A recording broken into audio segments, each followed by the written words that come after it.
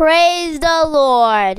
ప్రియులరా, ఈ యొక్క నూతన ఉదయకాల సమయంలో దీని వాక్యాన్ని చదువుకుందాం. పరిశుద్ధ గ్రంథంలో నుండి రోమిల్ రాసిన పత్రిక 12వ అధ్యాయము 21వ వచనం. Romans 12:21.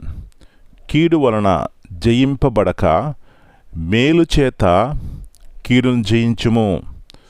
Be not overcome of evil, but overcome evil with good.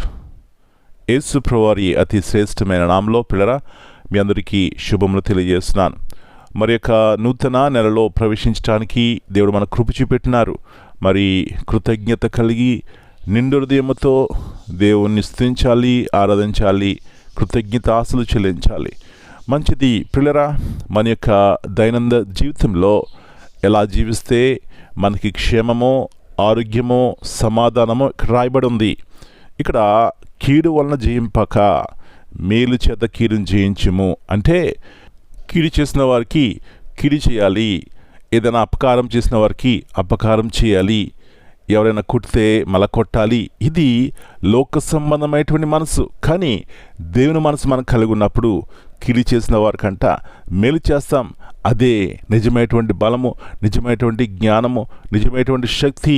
కాబట్టి నా ప్రియ సహోదరి, ఇలాంటి ఆత్మ సంబంధమైనటువంటి బలము కావాలంటే, లోకంలో సమాధానం కావాలంటే దీని వాక్యం లోబడి జీవిస్తే అది మనకెంతో మేలు. ఇక్కడ చాలా చక్కగా రాయబడి ఉంది.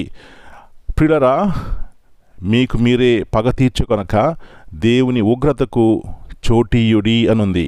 ఇంకా క్రింద వచనంలో, కాబట్టి నీ శత్రువు ఆకలి కొని ఉంటే అతనికి భోజనం పెట్టుము, దప్పికొని ఉంటే దాహమేమో.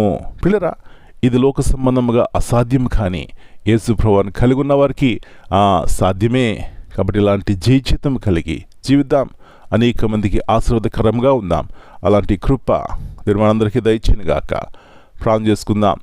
ప్రభువా, పరిశుద్ధమైన తండ్రి, మీ యొక్క మాటలు ఎంత ఉన్నతమైనవి, ఎంత గొప్పవి. మీ యొక్క ఆలోచనల ద్వారా మేము నడిచినప్పుడు, మీ వాక్యం ద్వారా మేము నడిచినప్పుడు ప్రభువా, మేము మేలుకరంగా ఉంటాం, అనేక మందికి మేలు చేస్తాం. ఇది లోక సంబంధముగా అసాధ్యము, కానీ మీకు సమస్తము సాధ్యమే ప్రభువా.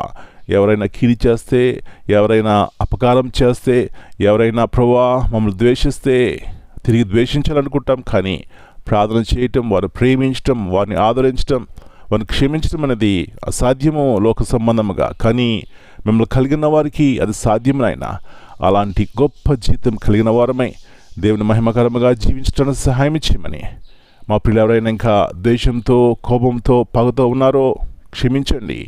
ప్రేమ, జాలి, దయ, కరుణ కలిగిన వారై అలాంటి జీవితంతో క్షమించేవారుగా చేయమని మనం మీ చేతికి అప్పగించుకుంటూ ఇది దినమంతా మీరు కింద భద్రపరిచి ప్రతి కీడు అపాయం నుంచి తప్పించమని యేసు ప్రభువారి అతి శ్రేష్టమైన నామమును బట్టి ప్రార్థన చేస్తున్నాను తండ్రి. Amen. God bless you all. My dear brothers and sisters, greetings in the precious name of our Lord and Savior, Jesus Christ. Here, Romans 12:21 reminds us that true strength is not found in retaliation, but in responding with goodness, integrity, and grace. Amen.